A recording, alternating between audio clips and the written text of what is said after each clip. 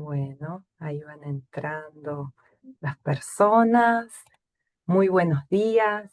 Les damos la bienvenida a este webinar sobre igualdad de género en el Centro de la Acción Climática y la Resiliencia, organizado por ONU Mujeres junto con OIM y UNDRR, como parte de la serie hacia la COP30 de la IBC de Cambio Climático y Resiliencia. Mi nombre es Lorena Lamas y soy asesora de cooperación en temas de género, ambiente y cambio climático para la Oficina Regional de ONU Mujeres y es un gusto para mí estarles acompañando en esta mañana. Quisiera informarles que este webinar cuenta con interpretación simultánea tanto al inglés como al portugués. Para poder acceder a la misma pueden hacerlo a través del icono de globo o de mapa que se encuentra en el margen inferior derecho de sus pantallas. Y aprovechamos también, por supuesto, para agradecer a las intérpretes Marcela y Tania. La propuesta que te traemos para la mañana de hoy es poder intercambiar y reflexionar en conjunto sobre cómo avanzar hacia una acción climática justa y efectiva, para lo cual compartiremos diversas herramientas, buenas prácticas, experiencias concretas y mensajes claves que fortalezcan la integración de la igualdad de género en la acción climática y la resiliencia en América Latina y el Caribe. Para enmarcar estas reflexiones sobre la igualdad de género en el marco de la COP30, tengo el gusto de darle la palabra a Nidia Pesantes, líder del Hub Regional de Género, Ambiente y Justicia Climática y representante de ONU Mujeres en Bolivia, quien compartirá una presentación inicial sobre la temática. Nidia, tienes la palabra. Muchísimas gracias, Lore querida. Un gusto enorme estar aquí con todas y con todos. Y gracias por participar y por estar interesados, interesadas en este webinar. Efectivamente, pensamos que es clave que trabajemos desde una perspectiva de género, no porque los instrumentos internacionales nos lo piden, sino recordando que los instrumentos internacionales nos lo piden porque hay una evidencia que da cuenta de la necesidad de hacerlo. Entonces no es un check en nuestras listas, sino una acción transformadora que necesita de una intencionalidad. Dicho esto, avanzamos y Chasu me parece que está con la presentación, entonces avanzamos. Recordemos entonces que nos enfrentamos a una triple crisis planetaria y esta se basa en un modelo de desarrollo totalmente insostenible. Este modelo de desarrollo es la base de cualquier sistema político en este momento y lo que ha generado es que la intensificación de todo lo malo que ya estábamos haciendo. Este modelo de desarrollo es insostenible porque está basado en un crecimiento ilimitado dentro de un planeta que es limitado. Entonces, estas dos cosas no son compatibles. La quema de combustibles fósiles, la producción y consumo intensivo de carbono, la generación masiva de desechos y la presión que con todo esto hacemos de manera desmedida sobre los ecosistemas han desencadenado la crisis climática, ha desencadenado la crisis de contaminación y ha desencadenado la pérdida de biodiversidad. Estas tres crisis planetarias están interrelacionadas entre sí, están conectadas y además se retroalimentan de manera positiva, no en el sentido de bien, sino en el sentido de crecimiento, el crecimiento de la crisis.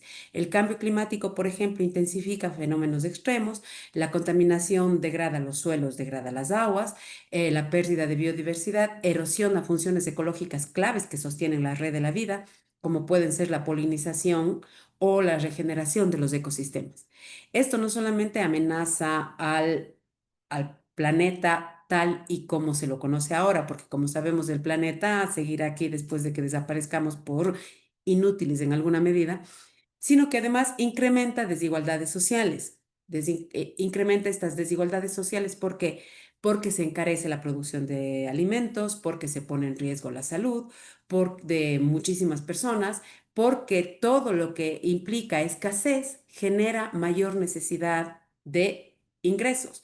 Porque cuando hay escasez sabemos que todo se incrementa en precios y frente a la escasez son, ya vamos a ver más adelante, las personas con menos posibilidades las que pagan los precios más altos. Como decían en una serie de televisión, ser pobre resulta muy caro en un sistema como el nuestro. Pasamos a la siguiente. La externalización de costos es la clave de el sostenimiento aparente de este crecimiento ilimitado, pero también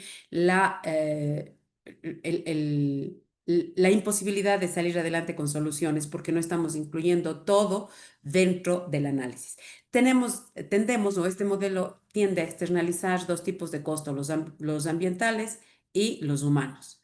La externalización de costos, ¿cuándo se da?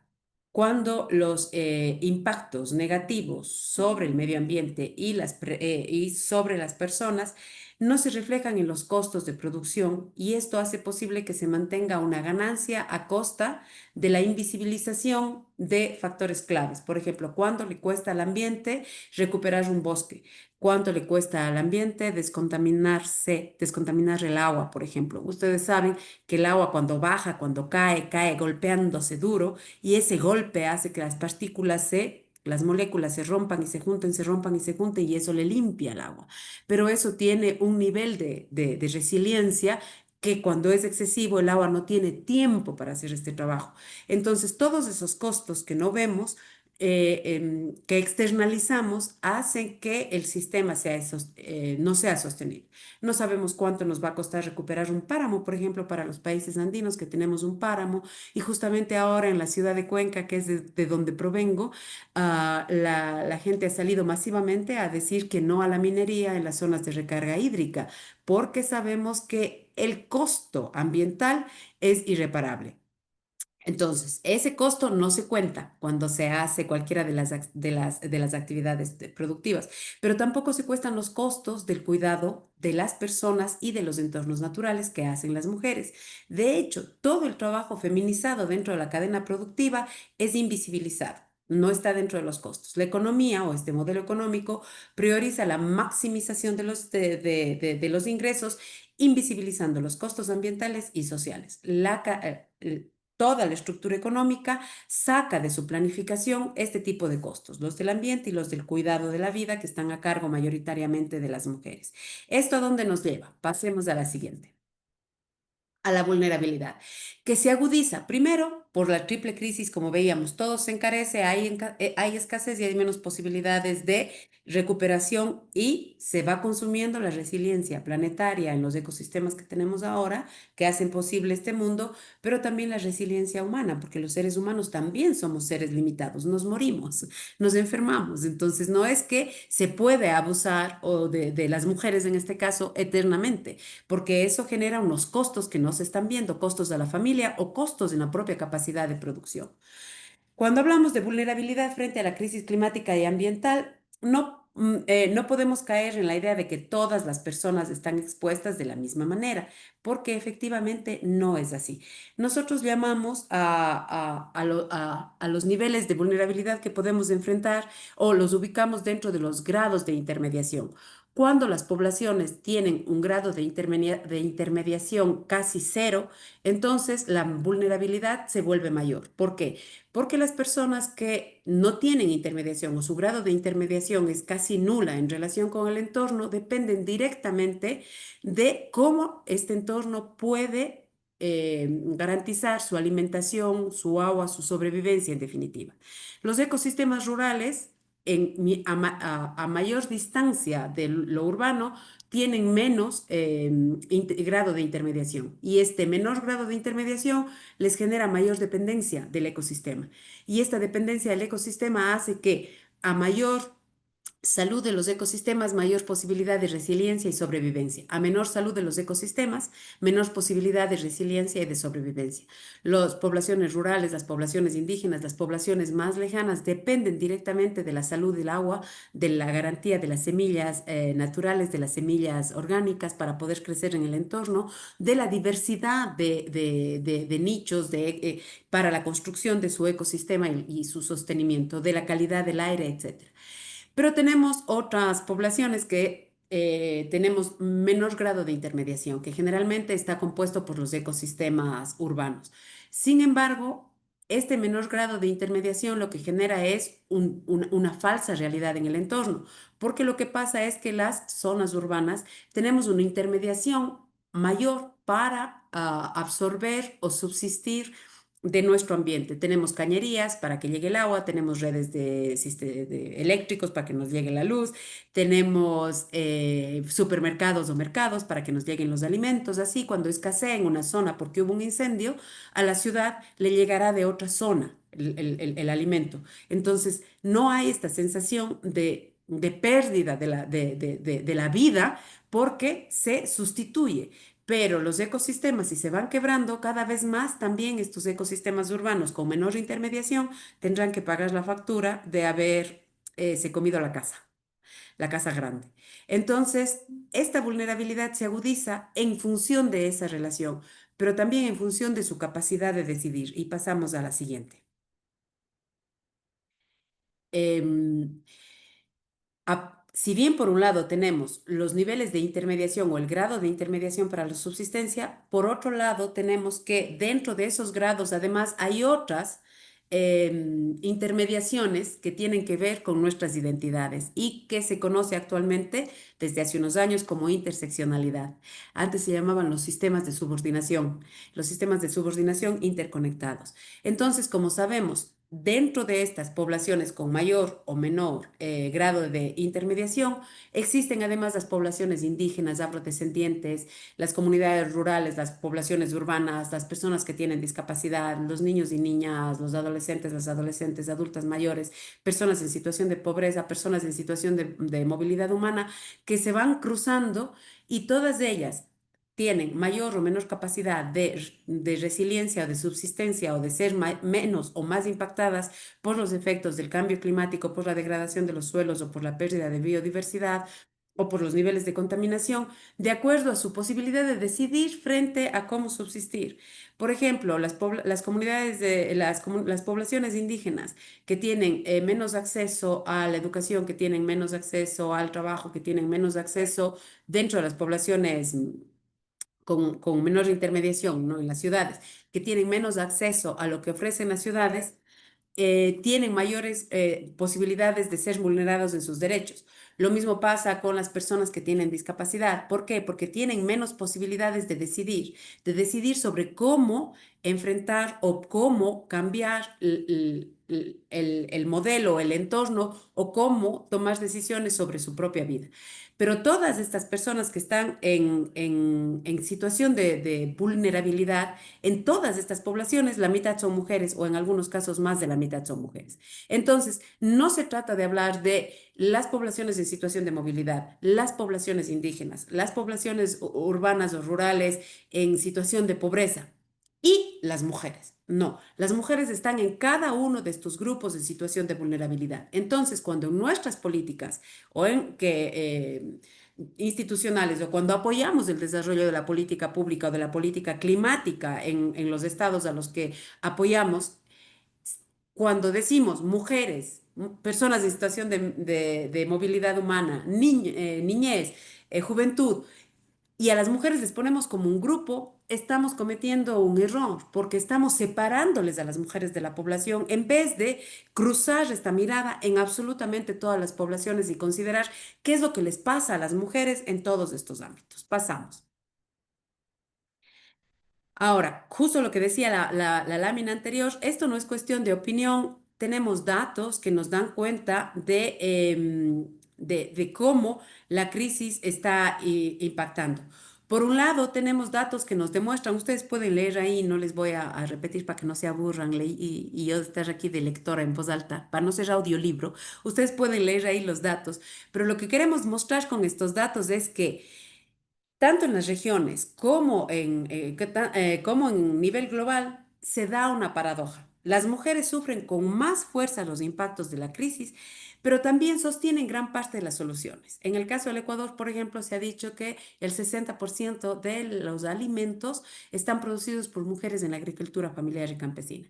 La plataforma de Beijing, uno de los más innovadores instrumentos internacionales, plantea con mucha claridad que el componente humano más estable en las zonas de producción de alimento, que son las rurales, son las mujeres. Entonces, nos impacta más, pero al mismo tiempo tenemos la capacidad de solucionar porque se nos encargó el cuidado y el cuidado requiere de resiliencia absoluta, porque en nuestras manos está, según el rol social, el cuidado de los niños, de las niñas, de las personas enfermas, de todas las personas dependientes. Y tal como dice un estudio de los cuidados de la CEPAL, también de los hombres que aunque no son dependientes porque tienen independencia, capacidad con sus manos, su intelecto y todo lo demás, cuando están casados están dentro del cuidado de las esposas y cuando no, dentro del cuidado de las madres. Entonces realmente somos la mitad de la población y cuidamos a la otra mitad de la población. Y es importante que veamos eso como parte de la solución y no como la carga que suele verse cuando llegamos las mujeres a decir, bueno, tenemos que hablar de género y ambiente. Y nos dicen, bueno, el ambiente es un poco más técnico, el cambio climático es una cosa más objetiva, no tiene mucho que ver con las mujeres. Pues tiene todo que ver con las mujeres porque el rol de las mujeres hace que, por un lado, si se toman medidas sin considerar ese rol, pueden impactarles, a más del impacto que ya tiene el cambio climático, pueden impactar las medidas, por ejemplo, que se toman en las NDC, y eso vamos a ver después. Pero por otro lado, hemos tenido una capacidad de adaptación e incluso de recuperación frente a pérdidas y daños que tiene que ser levantada y visibilizada y conocida, y no solamente estar en la retórica del cuidado, sino en la acción del cuidado. Pasamos a la siguiente. Frente al escenario actual y al escenario que estamos deseando. Todos y todas sabemos que se han impulsado avances importantes. Persisten, por supuesto, desafíos estructurales. Las mujeres siguen sin reconocimiento pleno en muchísimos de los espacios, pero pero los marcos normativos, aunque son fragmentados, ya tienen incluido algún articulado que nos pone a actuar. Sin embargo, la participación en la toma de en la toma de decisiones por parte de las mujeres sigue siendo limitada y especialmente en estos temas. Los siguen estando lejos de los recursos técnicos, de los recursos financieros y además hay una falta de datos desagregado por sexo que impacta negativamente en la decisión, porque estamos tomando la decisión a ciegas, estamos viéndole a la población como un todo homogéneo y acabamos de contarles, y ustedes ya lo saben, mejor dicho, de recordarles que no somos un todo homogéneo y que no se trata de tomar una decisión de persona en persona en persona, pero sí desde los roles que tenemos las personas para el sostenimiento de la sociedad, desde las acciones que llevamos adelante para que se sostenga la especie humana y para que sostengamos ese entorno. El escenario ideal por esto entonces, ¿a qué apunta? El escenario ideal parte de una visión ambiental feminista porque ONU Mujeres trabaja desde esa perspectiva porque ese fue el mandato que nos dieron, ¿no? Entonces, el escenario deseado es aquel en el que el género se consolida como un elemento transformador que aporta valor más allá de ser un requisito normativo y cuya perspectiva, que intersecta a las diferencias de las que habíamos hablado hace un momento, se hace de una manera sistemática, complementaria y coherente con todos los marcos normativos. Para garantizar la efectividad de estos marcos normativos, lo que se propone desde el estudio ambiental, desde el feminismo en los estudios ambientales y en las soluciones ambientales, es establecer mecanismos de seguimiento con indicadores claros y que puedan ser comparables entre países y entre regiones, porque esto enriquece la posibilidad de la toma de decisiones y la acción más acertada y más efectiva.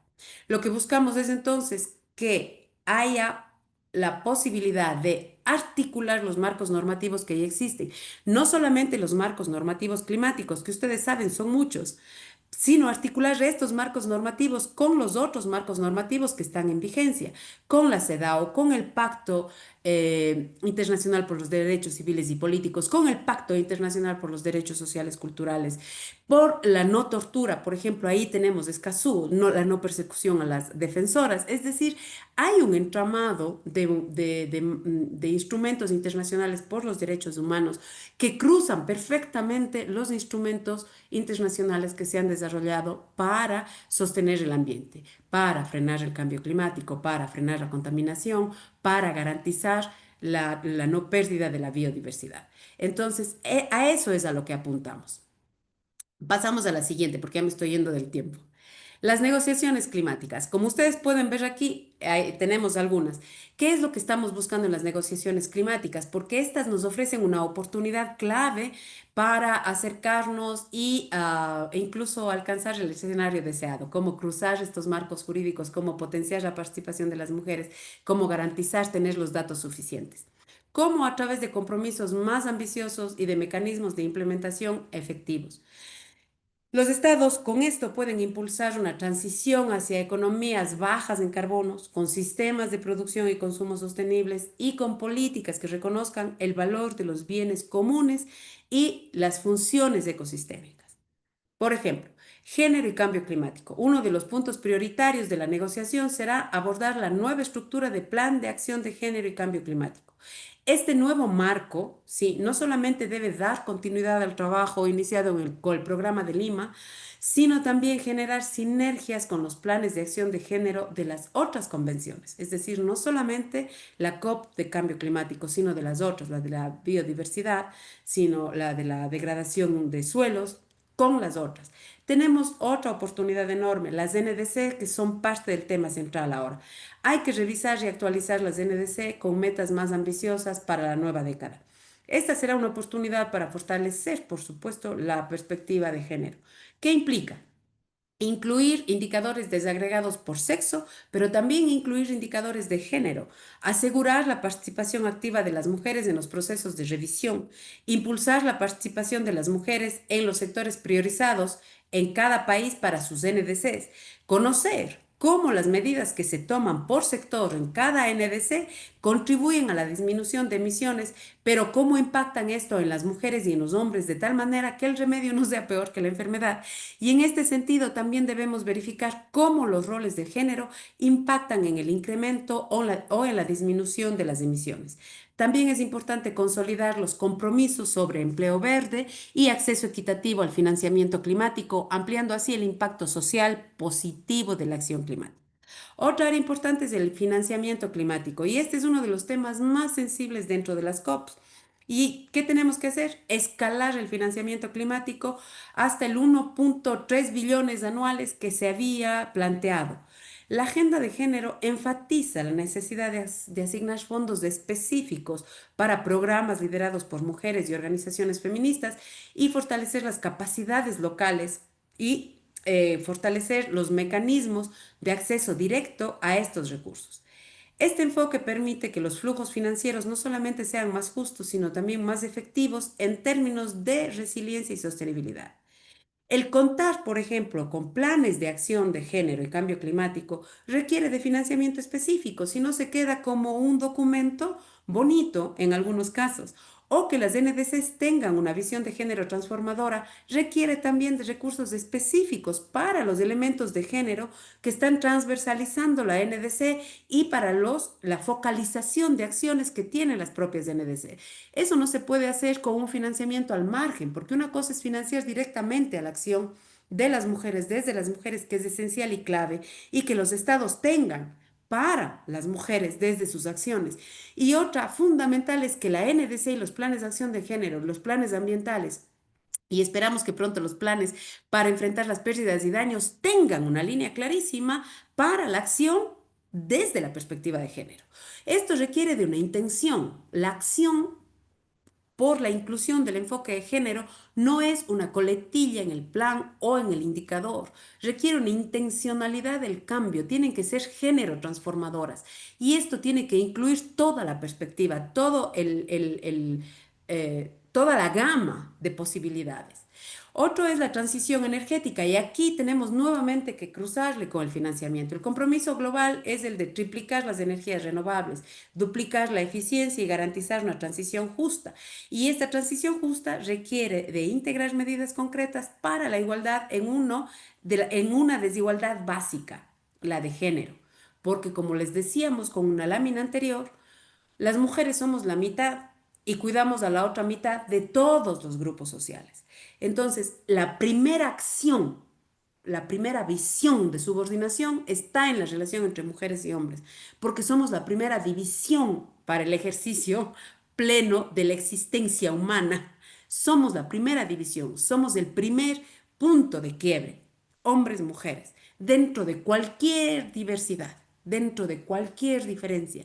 Y es indispensable entonces que veamos esto como un elemento clave para que cuando hablamos de transición energética, cuando hablamos de transición justa, consideremos este como el elemento semilla. Por otro lado, tenemos la agricultura y sistemas alimentarios para la COP30 y la transformación de los sistemas alimentarios y de la agricultura resiliente es otra prioridad que se ve en este ámbito.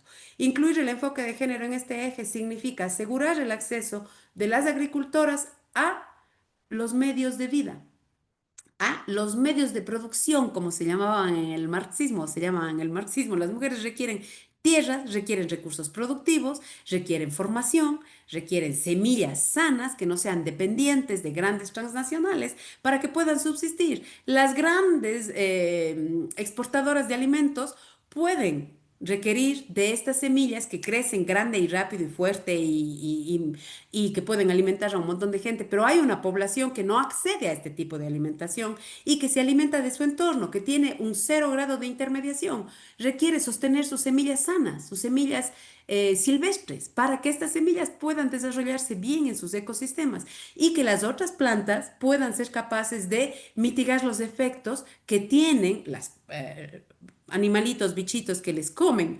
Es así de sencillo y de simple. Entonces no podemos homogeneizar las acciones como si todas las personas y las poblaciones tuviéramos acceso a absolutamente todo lo que produce un sistema de crecimiento intensivo como es la agricultura de exportación.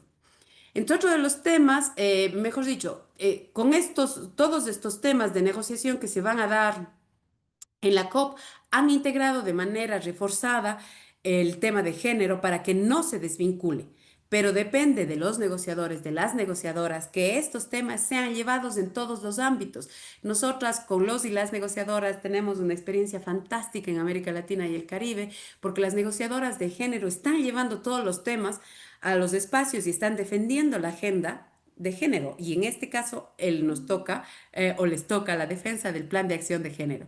Pero necesitamos que en financiamiento, que en las NDCs, que en los sistemas alimentarios también se lleve esta voz y podamos tener como una voz común para que logremos entender que no estamos pidiendo un favor, sino estamos primero exigiendo justicia, pero por otro lado estamos llevando soluciones. Y eso es importante demostrar y mostrar. Pasamos a la siguiente. Y a la última, para ya cerrar. ¿Qué hace ONU Mujeres? En todo esto, ONU Mujeres ha generado una estrategia regional que tiene 4 componentes. 2 componentes están clavados, el 2 y el 3, en sociedad civil, que es garantizar que las propuestas sean articuladas, no garantizar nosotros, sino apoyar a que las propuestas sean articuladas para que tengan más fuerza, pero para que esto pase necesitamos que las mujeres tengan cada vez mayor capacidad de interlocución, de presión, de diálogo, de interpelación a sus estados, pero también a las organizaciones aliadas, a las organizaciones ecologistas, a las organizaciones ambientales. Necesitamos entonces hacer un tejido entre las organizaciones sociales, entre las organizaciones ambientales, entre las organizaciones sindicales, entre las organizaciones indígenas, las organizaciones de mujeres, para llevar una voz del sostenimiento de la red de la vida. Y esto requiere empoderamiento y requiere que todas y todos vayamos viendo la necesidad de desestructurar completamente el sistema de subordinación por género, porque eso impide que hombres y mujeres que hacemos humanidad trabajemos juntos por la humanidad, y eso es gravísimo.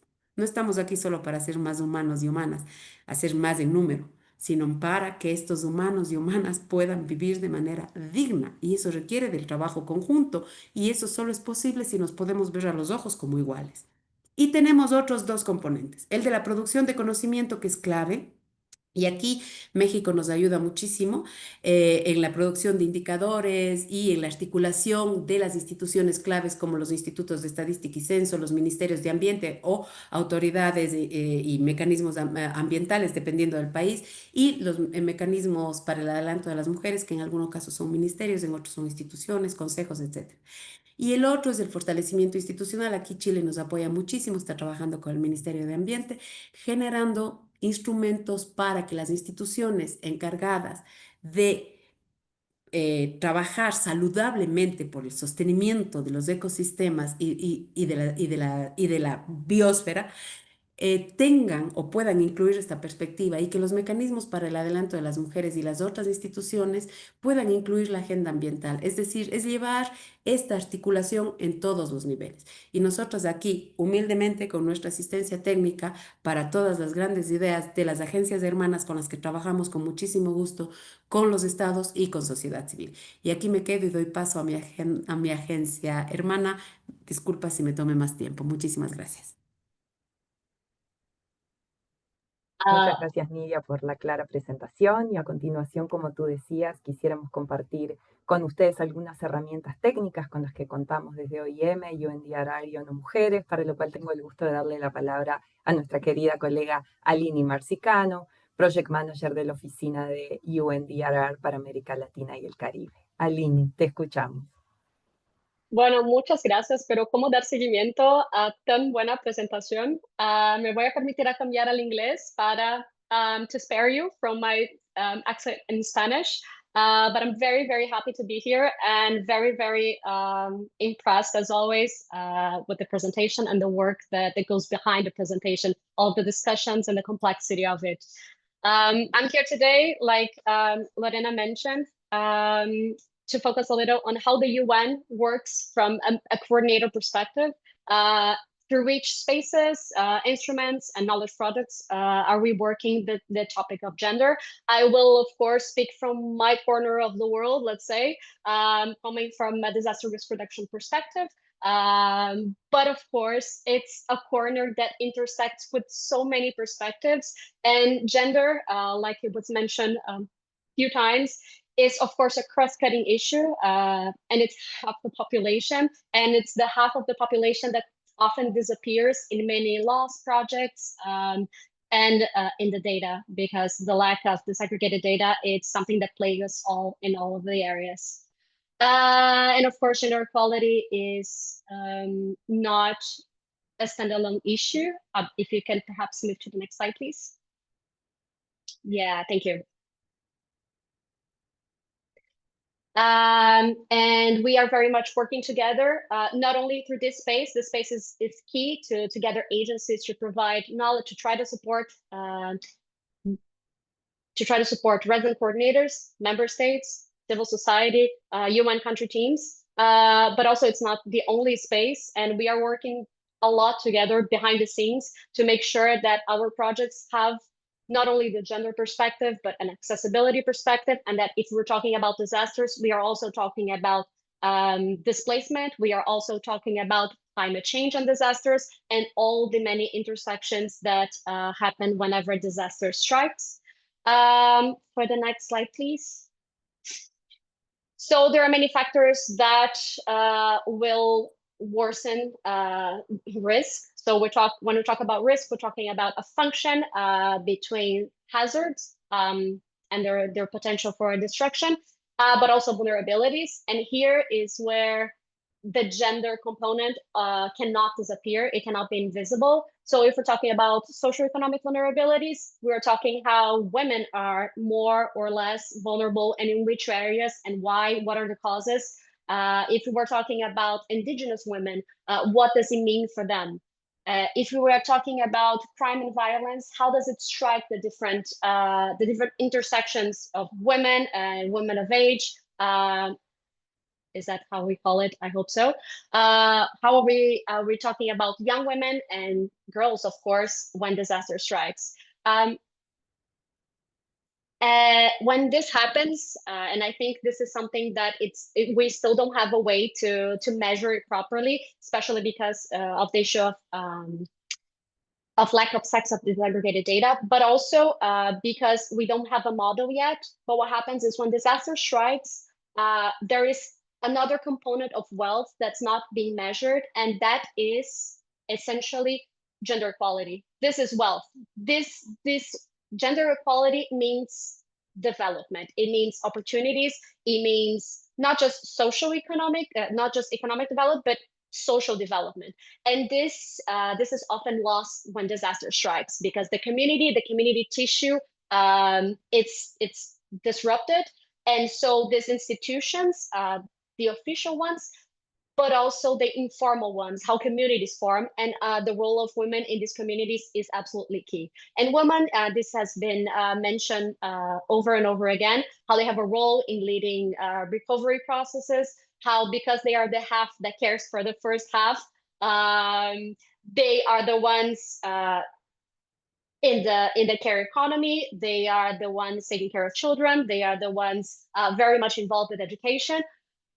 But all of this, when communities are displaced from one place to the they are displaced from one region to the next. They are rearranged. Community members are lost along the way. All of this, it means a loss of wealth. So there's a great discussion on loss and damage, but how can we include all of this that is invisible? Next slide, please.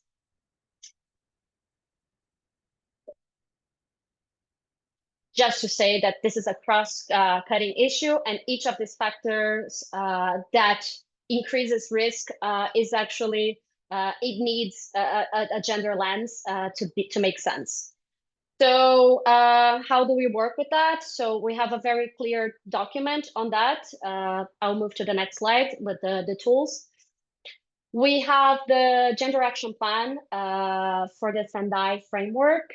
This is something that is very concrete. And then when we say that we are acting together in a coordinated manner, this means that this document was built with in partnership with UN Women, with UNFPA, and also with stakeholders like the Black Women's Network for DRR through rounds of consultations. This is not something that we do ourselves. This is something that we go to the experts in the system to offer this to member states, to other agencies, and of course to stakeholders. This document has a very straightforward goal. The idea is to substantially increase gender-responsive disaster risk reduction and investments while reducing gender-related disaster risks by 2030, because we work under the Sendai framework, which is time-bound. It is very actionable, very straightforward, and then many of the topics that Nidia very well mentioned are reflected here because, again, we work in a coordinated manner. So there is generating sex, age, and disability disaggregated data.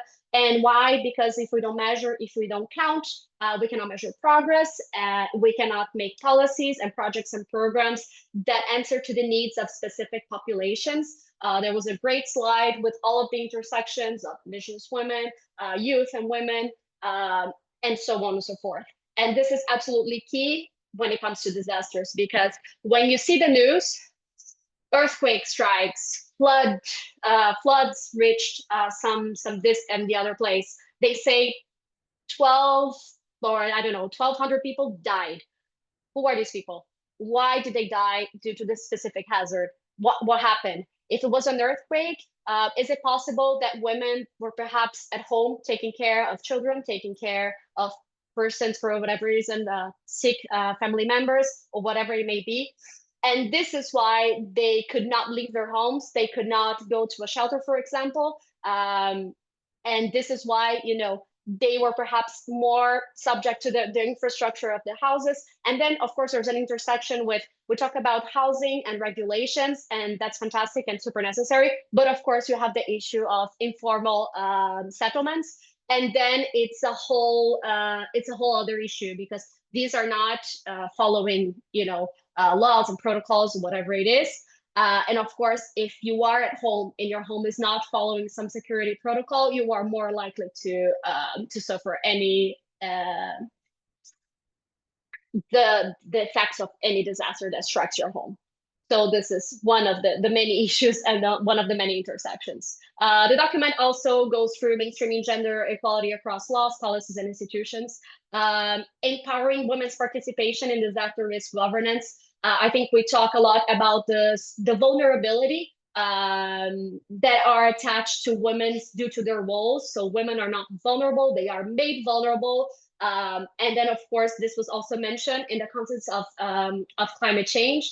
There's a situation, there's a status quo that already has a series of inequalities. And when disaster strikes, then things get worse, and they get worse really, really fast. And women should not only be, okay, I am a victim, please help me. No, no, no. Women have great power and knowledge. And because they are often leaders in their communities, they have a really key role in making decisions on how we recover, how we build back better. So this is absolutely key, and it's I would say a cross-cutting issue within the document. And then there's also ensuring access to finance for gender-responsive DRR, and then it's its own can of worms because there's a whole issue, the technical issue of tagging. So okay, this is finance. Oh, this is green finance. Sometimes it can be there's the risk of greenwashing. And then inside of the green mechanisms, you have to be sure that they are dealing with gender. So it's a lot of layers and things get lost. Things get lost, and then the gender perspective in that sense is also lost in this process. And finally, implementing gender recovery, gender responsive recovery and early warning systems, so no one is left behind once disaster strikes. Like I mentioned, this was a document that was co-created with sister agencies, and this is just one of the series. I will mention briefly, there's a document. We have a document to work under a local perspective, which is the resilience scorecard. Apologies. And then, of course, there's a gender annex for that. Because if we're working with cities, we have to look not only at resilience in general, but how are we dealing with gender and intersectionality? And this is absolutely key. Here again, UN Women has a super important role in developing this document. And finally, we have the Black Women's Network for DRR, which is also a space that we shared with UN Women and another partner organization, GNDR, which is a space regional in scope for women who are volunteering. They enter this network as in a voluntary manner, and they are very much active in producing knowledge, in trying to influence policy processes, and just connecting to exchange perspective, because the 1,500 members are citizens of 30 different countries. So there's a lot of exchange. What makes sense in a country like Brazil may not make sense for a country like Belize, say, due to population size, but perhaps there is something in a specific city that absolutely makes sense. So next slide, please. And of course, the other way around, we have women developing this amazing toolbox. We use data. Thank you so much for all the data that you are produced, all the projects that are dedicated to it. But there's a tool led from Mexico with gender indicators and environment. Adapted to the needs and capacities in the region. There's also financial support for small grants to small organizations. There's also supporting network articulation so that women's groups and feminist movements can influence negotiation making. Gender analysis tools for NDCs tested here in the region in Chile. This in addition to all of the three mentioned before. And then for the next slide, we have the Disaster Resilience Scorecard Addendum, which is essentially the sister tool. So we have a gender annex or addendum, and then you have a disaster resilience scorecard addendum. So we have, let's say, a more generic tool that reaches local levels working with resilience. And then we have specific tools to handle specific topics like cultural heritage, like I said, gender, but also persons with disabilities, and so on and so forth. There is also an intersectional gender analysis toolkit, which supports governments and practitioners to apply intersectional approaches in climate and mobility contexts. Again, very key. There are many intersections there with disasters too.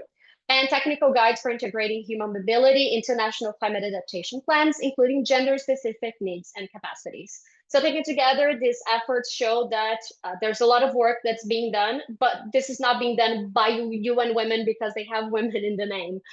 This is something that is part of a strategy, that is a coordinated strategy of the UN system, which is very much aligned internally and that is working whenever there's a possibility, whenever we have a new project. Okay, where is gender here? Does this have a human mobility issue that we need to consider? Does this have a health component that we have to consider as well? So these intersections are very much present in how we build projects, how we support member states, and how we work with civil society. And just for a few concrete examples that you see these tools, but you don't know what it means. I mentioned Belize because I was just there with UN Women, implementing the gender scorecard for cities, persons with disabilities scorecard as well, and the early warning systems score addendum as well. This is done through a joint project, and it works very much on the ground because now when Belize City builds their own DRR and resilience plan, they will have all of these perspectives integrated into it. On migration and displacement, UNDRR and IOM, together with other partners, we do appreciate a good partnership, have worked on the disaster displacement addendum to the, again, resilience scorecard, working at the local level because we have these instruments and we have these tools that often are international or regional in scope, but disasters happen at the local level. So localization is absolutely key. So far, we have had workshops in Trinidad and Tobago, Brazil, and are working to expand to other countries in the region. And so across the board, Sendai Gap, Gender Scorecard, Displacement Addendum, they are all built and implemented in partnership. We are always in contact to deliver a coherent and a strategic message. So when we talk about the COP30, what does that mean? What does all of that work mean? It means that we're here today. This is the Road to COP initiative, part of the IBC, and that here we are sharing, media mostly sharing really important content for COP30. And behind the scenes, this is all of the work that we have been doing all along and that we keep doing after COP happens. This is, a milestone, but we'll keep doing this work in an integrated manner, in a coordinated manner, and in a coherent manner. So the idea is always to leave no one behind. This is our mandate. This is the UN's mandate. And we have to be sure that we consider every perspective to make sure that we are addressing the needs of the different groups. And like Nidia very well said, it's not to make a policy for each individual, but we do have to consider the intersectional perspective because different groups have different needs. And like I said, the context is already full of inequalities. And when disaster strikes, things get worse really, really fast. And if we're not looking at the different groups, this is going to go bad really fast. I will also have here a final slide before I finish with publications or knowledge projects, if you must, produced within the IBC. Again, this is a space for interagency collaboration, and these tools were produced. So the first one, we have IOM and CIPAL working together in advancing gender equality, environmental migration, and disaster displacement in the Caribbean. We have the other one with climate change, environmental degradation, and how it impacts the economy of care. We have the gender mainstreaming in sustainable development, biodiversity, climate change, and disaster risk reduction, which is from last year, if I'm not mistaken. And then we have the action, so Marco de Acción, would that be frame for climate justice, for feminist climate justice. Sorry, my translation here was a bit slow. So these are the publications that were developed in partnership also, but again, we are always working together in the different projects, in the different publications, in the different actions that take place, because this is the way to do things. We have the different agencies because there's expertise within each one, but we cannot move forward without cooperating and having a strong, coherent message. Thank you. Muchas gracias, Aline, por la presentación de todas las herramientas y publicaciones que hemos realizado de manera conjunta, como tú destacabas. Solamente recordarles o puntualizar que junto con la presentación estas herramientas quedarán disponibles en la web de la IBC una vez finalizado este webinar para que puedan tener acceso y mirarlas en mayor detalle. A continuación, tengo el gusto de darle la palabra a nuestro colega Pablo Escribano, especialista técnico sobre migraciones, medio ambiente y cambio climático de la Oficina Regional de OIM, para que pueda dar inicio al panel de intercambio de buenas prácticas, experiencias y mensajes claves para la COP30. Pablo, te escuchamos. Muchas gracias, Lorena, y muchas gracias a todas por su participación. Tenemos actualmente 89 participantes en el evento a las que agradecemos su presencia. Como decías, Lorena, tenemos el gran gusto de contar con un gran panel con el que abordaremos el progreso y los desafíos en la región hacia la COP30. El panel estará compuesto por Marlene Oliva, coordinadora de género en el Ministerio de Ambiente y Recursos Naturales de Guatemala, Lorena Terrazas, coordinadora de la Red Paz, Integración y Desarrollo, y Yolanda Alfaro, doctora en Estudios Críticos del Desarrollo en Flaxo.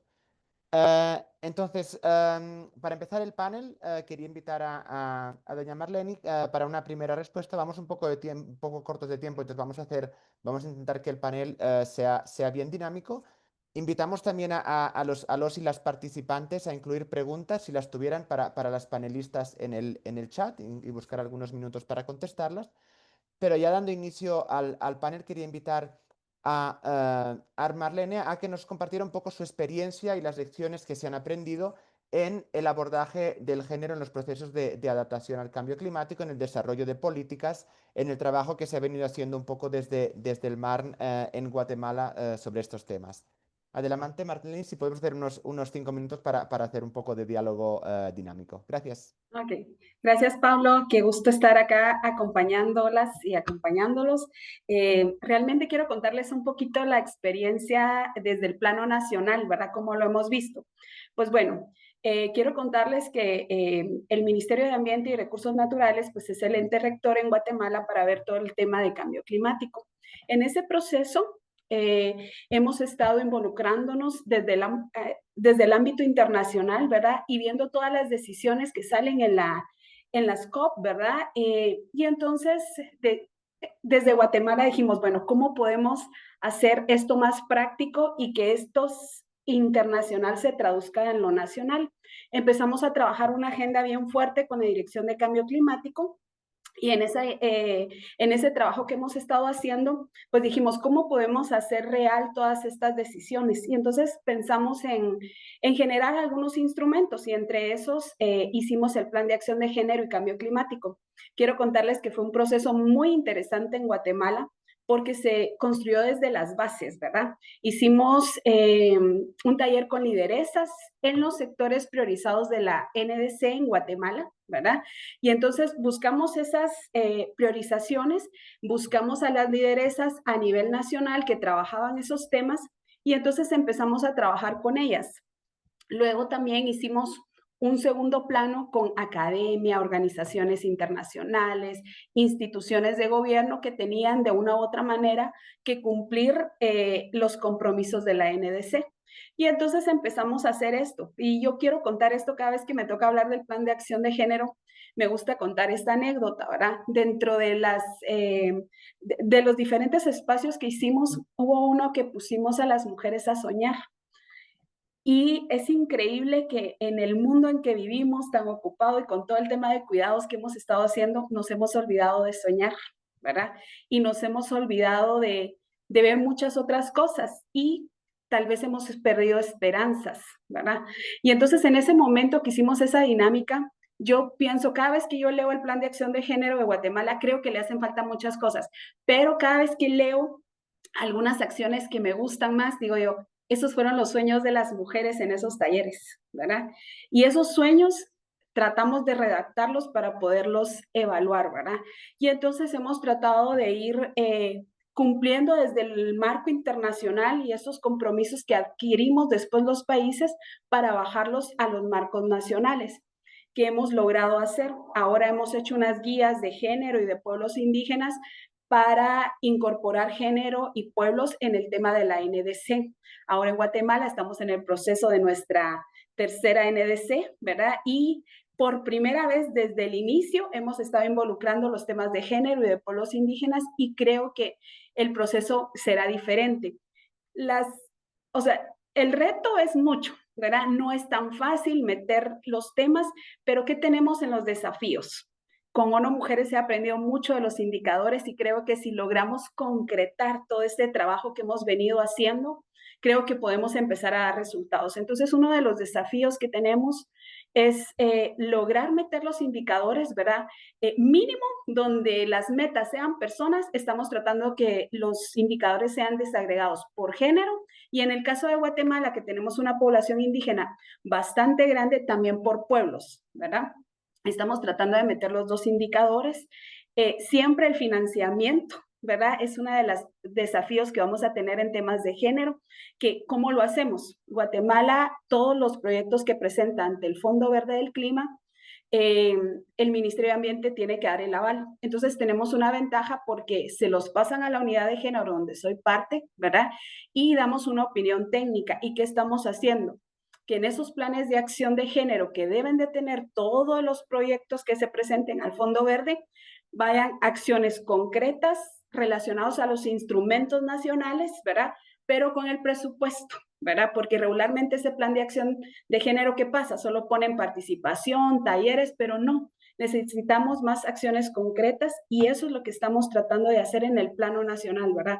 ¿Cómo llevamos a la práctica todo esto que vemos en lo internacional? ¿Cómo lo hacemos sin financiamiento? Entonces estamos tratando de aprovechar todos los proyectos, todos los espacios para agregar acciones concretas de género, ¿verdad? Pero sobre todo que sean puestas con presupuesto. Y entonces les digo yo, bueno, ok, están todas estas acciones, pero ¿cuál es el presupuesto que vamos a dar, ¿verdad? Entonces, esa línea estamos tratando de hacer desde lo internacional, bajándolo a lo nacional para tratar de cumplir. Creo que ya me pasé los 5, no sé, pero me quedaré ahí, Pablo, ¿verdad? Muchísimas gracias, Marlene. Te agradecemos mucho la presentación de la experiencia con ese documento concreto, ¿verdad? Para avanzar la igualdad de género dentro de la acción climática y la experiencia de Guatemala. Pasando ahora a la siguiente panelista, quería invitar a Lorena Terrazas a que nos presentara un poco cuál ha sido la experiencia en estos mismos temas desde el lado de la sociedad civil, ¿verdad? En la promoción de la igualdad de género dentro de la acción climática. ¿Cuáles han sido algunos de los grandes progresos que han identificado, quizá algunos de los desafíos que quedan pendientes? Adelante, Lorena. Hola, buenos días a todas y a todos. Gracias, Pablo. Creo que lo vi el año pasado en Azerbaiyán, me estaba acordando de eso y tuvimos una reunión.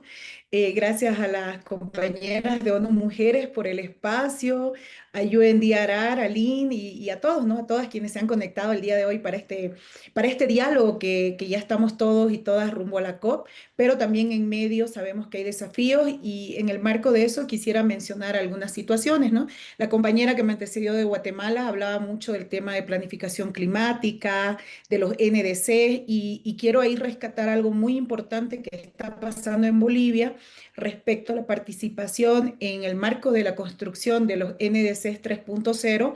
Hemos tenido participación de sociedad civil, de jóvenes, mujeres y pueblos indígenas respecto a la mesa transversal, gracias también al liderazgo y al apoyo de ONU Mujeres, que justamente con otras organizaciones de sociedad civil nos hemos agrupado para poder hacer fuerza y lograr integrar en la NDC de Bolivia indicadores que también destaquen la participación, la inclusión, datos desagregados por sexo, por género, por edades y también asimismo mirar la financiación o el financiamiento climático desde la transversalidad de todos estos enfoques, ¿no? Y de todas estas poblaciones que estamos también, como bien decía Niri al principio, en diferentes grupos y queremos también ser partícipes activos, activas de todos estos procesos y no solamente observadores o invitados a espacios donde ya esté todo construido, sino empezar a construir. En este momento les puedo decir que el día de ayer tuvimos algunas reuniones y ya hay una primera NDC de Bolivia colgada en el sistema de UNFCCC. Pueden revisar, creo que también puedo compartirles porque ya es pública. Y si bien se van a hacer algunos ajustes finales, ya se tiene ahí consolidado por sectores priorizados privados, que son agua, bosques, agricultura, energía. Se ha logrado incorporar residuos sólidos también en esta NDC, así que se las vamos a compartir. Haciendo un link también, y quiero destacar mucho el trabajo previo que hemos tenido conectando todo este tema climático rumbo a la COP, pero también de la mano pienso que ahora el trabajo que se hizo, por ejemplo, con la red de mujeres de América Latina, que justamente ya están en su segundo directorio, las felicito, están las compañeras acá conectadas, gracias al apoyo de UNDRR y de ONU Mujeres también. Hemos logrado algunos instrumentos, como decía Aline antes, se tiene el Observatorio de Género, hay datos que se siguen construyendo.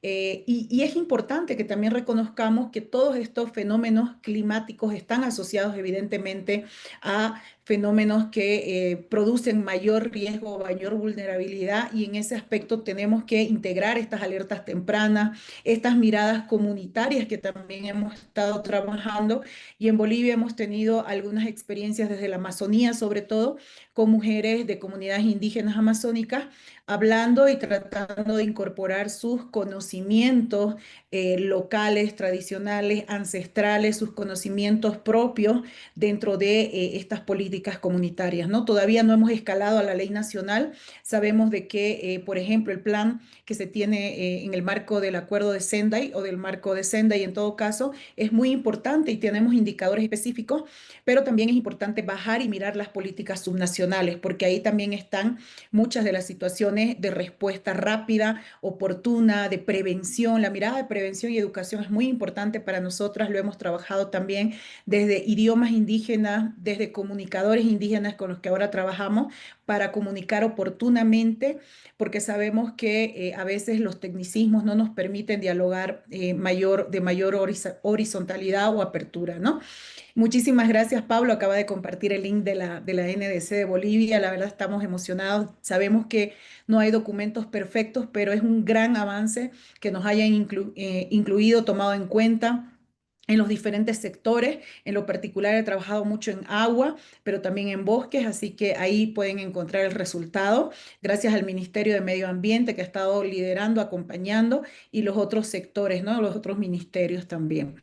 En ese aspecto, tal vez para cerrar esta primera intervención, quiero decir de que estamos en unos procesos muy importantes con la Red Unidas de América Latina y Alemania, preparándonos con una campaña de Mujeres Unidas rumbo a la COP30, basadas en un manifiesto que estamos construyendo, que también se los voy a compartir oportunamente, pero principalmente nuestra solicitud es incrementar políticas de adaptación climática y con ello incrementar financiamiento para adaptación climática. Sabemos que hay mucha brecha en el financiamiento entre mitigación y adaptación, y por eso pedimos también que se tomen en cuenta los mecanismos financieros mucho más sencillos, menos burocráticos, más abiertos, más rápidos, porque el cambio climático, primero, que no nos discrimina, y segundo, que no nos espera, ¿no? Entonces, nuestra mayor preocupación son las grandes negociaciones de fondos. Por ejemplo, en el proceso del Fondo Verde sabemos que hay todo un procedimiento que a veces puede durar años incluso,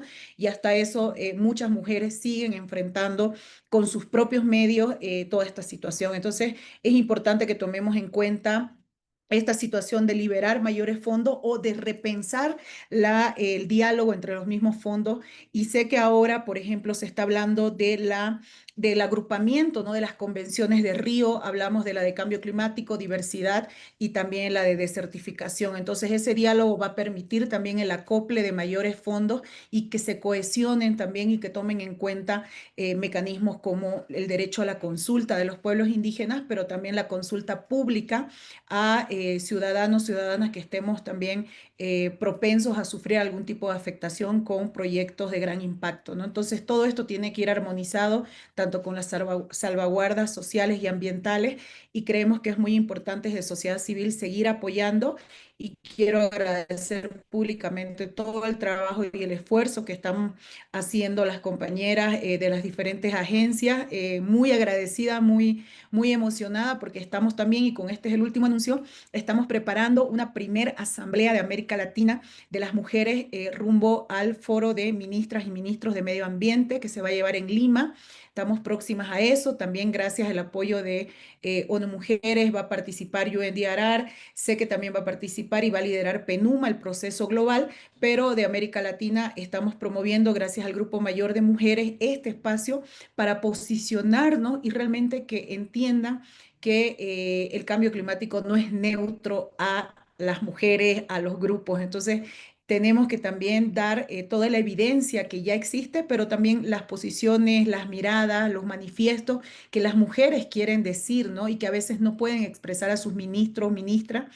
Entonces vamos a hacer ese canal, tratamos de ser una intermediación, pero también aperturar el espacio a través de un espacio virtual que vamos a crear y les vamos a estar informando. Muchísimas gracias por compartir también el día de hoy y por dejarme estar acá compartiendo con ustedes. Gracias. Muchísimas gracias, Lorena, por esos comentarios y también un poco por las buenas noticias en términos del avance de procesos de coordinación, ¿verdad? Y de espacios de discusión para avanzar esta agenda, así como recordarnos la oportunidad de las NDCs, ¿verdad? Como instancia de participación también activa. Luego volveremos también, recuerdo, si alguien tiene preguntas, las puede incluir en el chat, a ver si nos da tiempo de responder a alguna. Finalmente, nuestra última panelista, tengo el gran placer también de invitar a participar a Yolanda Alfaro. Como decía, Yolanda Alfaro trabaja en Flaxo y es doctora en estudios críticos del desarrollo. Y Yolanda, quería preguntarte también un poco desde la perspectiva académica, ¿verdad? Y el trabajo que han desarrollado y que están desarrollando actualmente en Flaxo.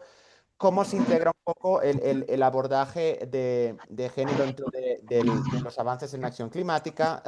¿Cuáles son los desafíos que siguen viendo en los estudios que realizan y algunas de las oportunidades? Adelante, Yolanda, por favor. Bueno, muchas gracias. Un saludo a todos y a todas quienes estén presentes. Bueno, yo creo que gran parte de lo que yo tenía como pensado compartir ya se ha dicho, así que voy a hacer como un poco más sistemática. Principalmente creo que mis comentarios van muy afines a lo que ya decía Nidia al inicio. Y creo que desde la academia el reto ha sido y sigue siendo comprender, ¿no?, los efectos del cambio climático, la crisis climática, como ya dice, la triple crisis climática, no solo desde sus dimensiones ambientales, sino más bien como fenómenos que se entrelazan con desigualdades históricas, ¿no?, que son sociales, económicas, políticas y, por supuesto, también de género. Porque ya lo hemos dicho, no es lo mismo, ¿no? Enfrentar una sequía siendo mujer campesina, sin acceso a tierra, que hacerlo desde una ciudad con infraestructura. O sea, hay una sustancial diferencia y comprender esta complejidad, la complejidad que puede tener los diferentes casos, es para la academia realmente una urgencia. Desde el proyecto, desde Flaxo, estamos llevando a cabo un proyecto que es sobre crisis climática y gobernanza de las movilidades, y con una perspectiva de poder hacer alguna contribución desde la academia para, por ejemplo, el espacio como es la COP. Hemos realizado con diversos colegas de diversas universidades también de la región una revisión documental. Hemos hallado 108 documentos entre publicaciones científicas y de literatura gris para ver cuál es el estado, digamos, de producción del conocimiento respecto a este tema. El resultado fue sorprendente y preocupante a la vez, porque apenas 7 de los 108 documentos que revisamos en relación a cambio climático y movilidades, 7 tenían el enfoque de género, ¿no? Y es decir, un enfoque, o sea, un diseño y un análisis con enfoque de género o interseccional. Esto nos da cuenta de que hay una brecha fuerte en la producción de conocimiento. No solo es un vacío académico, ¿no?, y tampoco es menor el hecho de que haya tan poquitos estudios relacionados desde la perspectiva de género o interseccional. Porque eso significa que seguimos sin saber con suficiente evidencia cómo las crisis climáticas afectan de manera diferenciada a las mujeres, pero también a los jóvenes, a las personas mayores, a las comunidades indígenas, afrodescendientes, a la población LGBTQ+, o a personas con discapacidad. Esto específicamente, por supuesto, el vínculo cambio climático y movilidades, ¿sí? Y creo que, digamos, es una dimensión interesante o importante también de poner dentro de la agenda, porque si no generamos investigación crítica y situada, las desigualdades quedan invisibilizadas en los diagnósticos oficiales. Y eso, a su vez, limita la incidencia en la agenda pública, ¿no? Reduce la capacidad de diseñar políticas adaptadas a los territorios y creo que también dificulta el acceso al financiamiento internacional. Y por supuesto, creo que también restringe la formación de capacidades estatales con enfoque de género. O sea, es decir, la falta de conocimiento más situado alimenta también un círculo en el que las desigualdades estructurales se mantienen invisibles dentro de la acción climática.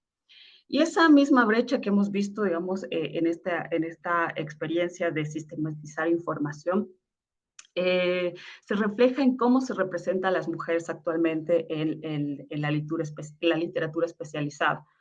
Muchas veces aparecen o como víctimas, ¿no?, pasivas de la crisis climática, y en otras, desde el lado extremo, como cuidadoras naturales de la naturaleza. Y aunque este discurso suene interesante y hasta pueda llevárselo a como positivo, yo creo que termina reforzando desigualdades porque vuelve a cargar sobre las mujeres la responsabilidad del cuidado sin cuestionar las estructuras de poder que generan esta crisis. Entonces, esta narrativa, ¿no?, que está instalada ya en la literatura, tiene un efecto político, ¿no? Cuando las mujeres son retratadas solo en sus papeles pasivos o solo como cuidadoras de la naturaleza, se limita a invisibilizar sus capacidades técnicas, organizativas y políticas. Entonces, desde la academia, desde el trabajo que estamos haciendo y con coordinación con diferentes investigadores, investigadoras que están interesadas en este tema, para nosotros es súper importante en este momento y es clave advertir el riesgo, ¿no?, y al mismo que tiene seguir reproduciendo estas narrativas. Porque es importante al mismo tiempo reconocer eso, también reconocer las resistencias que existen en procesos organizativos liderados por mujeres, que interpelan directamente a esas estructuras de poder. Hay muchas experiencias de resistencias ya y procesos organizativos, como por ejemplo las mujeres indígenas articuladas en Alcoica y en las redes nacionales aquí en Ecuador y Perú, la Red Latinoamericana de Mujeres Defensoras de Derechos Sociales y Ambientales, que ha demostrado la importancia de articularse más allá de las fronteras, etcétera. Hay muchas experiencias interesantes que han politizado el rol de las mujeres, pero creo que sigue siendo sin duda un pendiente y urgente dentro de la agenda académica con proyección política a articularse con otras instancias políticas, seguir recuperando experiencias donde las mujeres se politizan. Por ejemplo, en la investigación que hicimos, en el caso de Cochabamba, en Bolivia, ¿no?, hay las mujeres del Valle Alto de Cochabamba, específicamente una comunidad que se llama Flores, se han organizado para generar un sistema comunitario de agua, ¿no? Y esto es una respuesta concreta hacia el efecto que tiene el cambio climático, la crisis climática.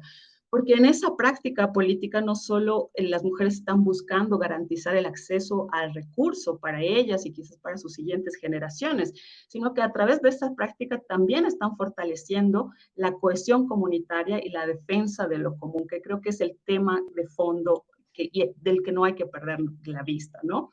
Entonces, por ejemplo, en términos de movilidad, estas mujeres en vez de emigrar deciden quedarse, pero este permanecer en su territorio no quiere decir que sea una adaptación, digamos, climática, no politizada, sino sostener el agua y organizar la vida comunitaria.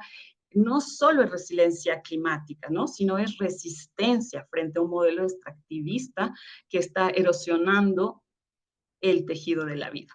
Así que yo creo que desde mi punto de vista, una acción climática sin enfoque de género y sin reconocimiento de las agendas locales se queda corta. Así que yo creo que es importante accionar, ¿no?, y desde los diferentes actores sociales esta posibilidad. Muchísimas gracias, Yolanda. Veo que hay un par de preguntas en el chat ahora.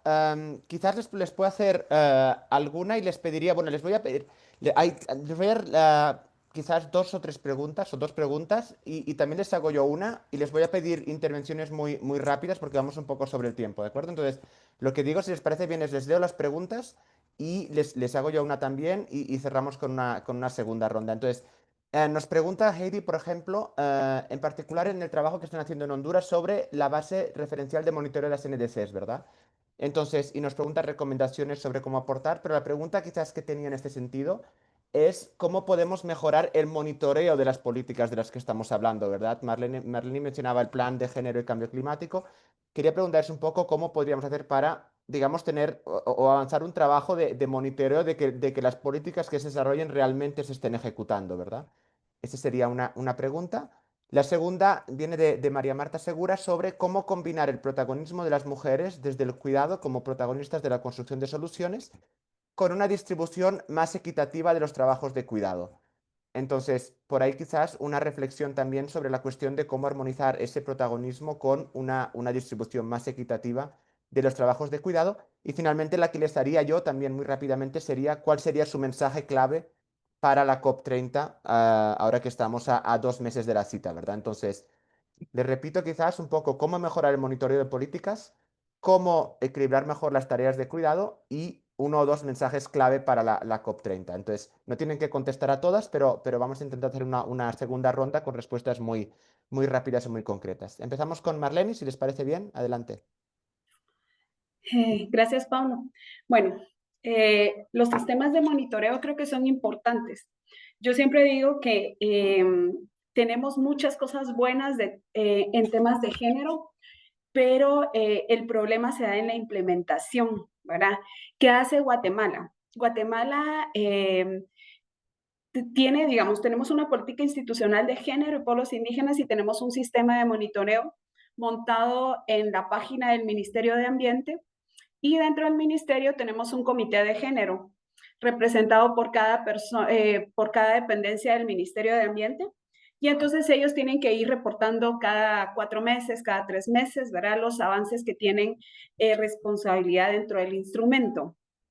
Esto es a nivel institucional, entonces de una u otra manera tal vez es un poco más fácil hacerlo, aunque en la práctica no siempre es así, pero tenemos un poco más el control porque es a nivel institucional. ¿Qué pasa cuando es el Plan de Acción de Género y Cambio Climático, que no solo tiene responsabilidad del ministerio, sino que ya otras dependencias de gobierno, ¿verdad? Que tienen responsabilidad dentro de la NDC. Entonces, ahora estamos tratando de elaborar un sistema de monitoreo dentro del Sistema de Información Nacional de Cambio Climático, ¿verdad? Y entonces, una vez montado ahí el Plan de Acción de Género y Cambio Climático, las demás instituciones pueden estar reportando los avances, ¿verdad? Eso es lo que estamos haciendo ahora en temas de monitoreo. Luego tenemos otros espacios, tenemos una mesa de ambiente y género donde vamos viendo también cómo vamos dando cumplimiento, ¿verdad? Las cosas que tenemos que hacer dentro del plan, dentro de la mesa. Y algo importante, ahora cada vez que me reúno, digamos, con algún proyecto, hay muchos proyectos que están en el Ministerio de Ambiente, ¿verdad? Y que el ministerio tiene una parte de cumplimiento o de aprobación. Entonces lo que hago es que en vez de la mayoría de cooperación, eso es lo bueno, ¿verdad? Que tienen dentro de sus líneas bien fuertes el tema de género. Y entonces los proyectos deben de implementarlo, ¿verdad? Dependiendo con la agencia que estén trabajando. Y entonces en la mayoría de proyectos tienen que hacer algún plan de acción de género, algún plan de trabajo, como le llamen dentro del proyecto. Entonces, lo que estoy tratando de hacer es que demos cumplimiento a las acciones nacionales y en vez de generar más documentos, usemos los que tenemos, ¿verdad? Y buscar las acciones que puedan compatibilizar bien con los objetivos del proyecto o el programa que se esté haciendo. Eso me ha funcionado un poco en vez de generar muchos instrumentos porque llegaban a mí, pues yo soy coordinadora de la unidad de género del Ministerio de Ambiente, ¿verdad? Y me decían, mire Marlene, tenemos que meter el tema de género, ¿verdad? Y entonces cada vez estamos haciendo más instrumentos y al final la implementación era bastante difícil. Entonces empezamos a hacer esto ahora, ¿verdad? Bueno, ¿cuáles son los objetivos? ¿Qué es lo que usted quiere lograr? Veamos los instrumentos que están y veamos cómo estas acciones se pasan de este documento al suyo, ¿verdad? Y podamos dar esa implementación. Eso es lo que estamos haciendo en temas de monitoreo. Luego, solo me recuerdo de otra pregunta, que mensajes a la COP30. Yo creo que había eran 3, pero voy a dar respuesta a Sí, 2, ¿verdad? vamos con esa, por favor. Ok, bueno, quiero contarles que, pues Nidia mencionó un poco, estamos emocionados porque, digamos, la región de Latinoamérica y el Caribe no tenía un grupo de negociadores que participaran en las COP o en las SBIS, ¿verdad? En la parte técnica que se da a mediados de año previo a la COP. Y entonces eso nos generaba que dentro de los instrumentos no estuvieran plasmadas nuestras necesidades, nuestros puntos, objetos a trabajar, ¿verdad? Y pues venimos trabajando desde hace 3 años, ¿verdad? Creo yo, Lore y Nidia, ¿verdad? Y quiero contarles acá que hemos tenido agencias, amigas claves para que nosotras podamos fortalecernos en estos procesos de negociación. ¿Y qué pasa? ¿Cuál es el resultado de esto? Tenemos un gap más ambicioso, un poco robusto, ¿verdad? Que el gap anterior. Creo que se ven temas reflejados en nuestra región. Quiero decirles que dentro de las negociaciones, la región de Latinoamérica y el Caribe es fuerte, ¿verdad? Y es la que es más ambiciosa. Estamos punteando por datos desagregados, estamos tratando de meter el tema de cuidados, de salud reproductiva, ¿verdad? Y estamos llevando a la mesa de negociaciones temas importantes, ¿verdad? Que si no tuviéramos ese fortalecimiento que hemos hecho a través del apoyo de las agencias, tal vez no estaríamos presentes en las negociaciones.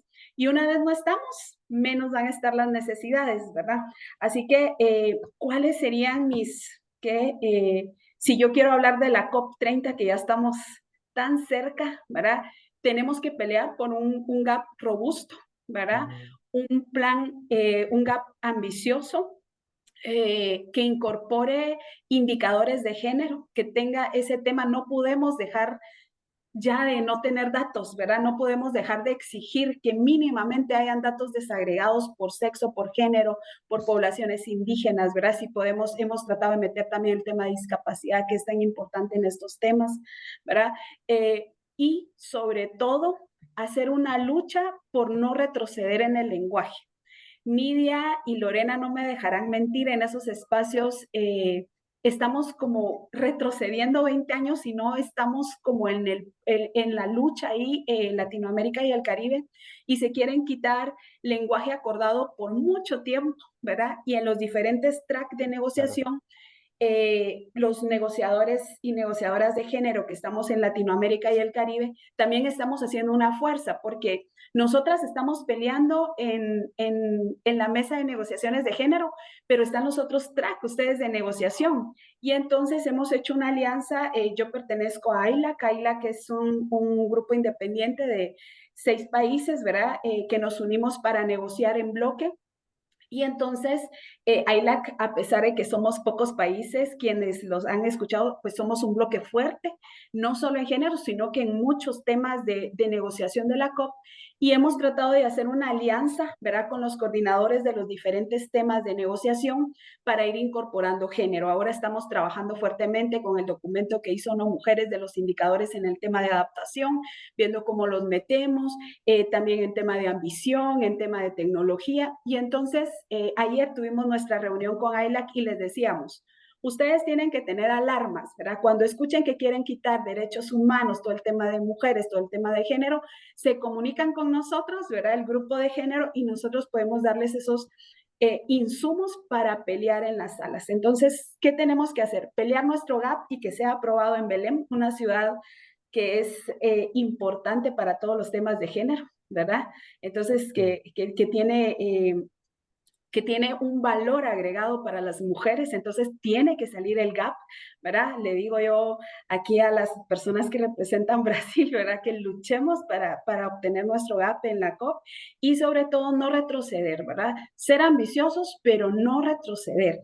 Y en lenguaje estamos retrocediendo mucho y esa es nuestra lucha, ¿verdad? De tener todo este tema y de irlo trabajando. Pronto vamos a tener un tercer encuentro de negociadoras de género para podernos fortalecer y hacer una estrategia e ir preparadas, ¿verdad? En ese momento de la COP y llevar la lucha por Latinoamérica y el Caribe, ¿verdad? Así que me Gracias. quedo allí. Muchas Muchas gracias. gracias. Muchas gracias, Marlene. Tenemos ya que cerrar, entonces les pediría a Lorena y a Yolanda realmente intervenciones de un minuto solo para tema clave, quizá para la COP. Marlene decía no retroceder. Entonces, en un minuto, Lorena y Yolanda, porfa, si tienen un mensaje clave para cerrar la discusión. Adelante, empezamos con Lorena.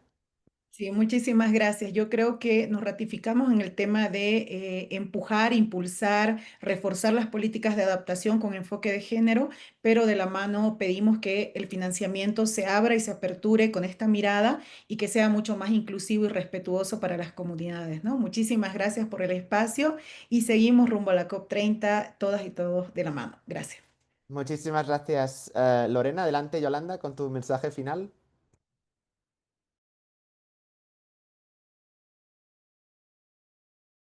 Estás muteada, Yolanda.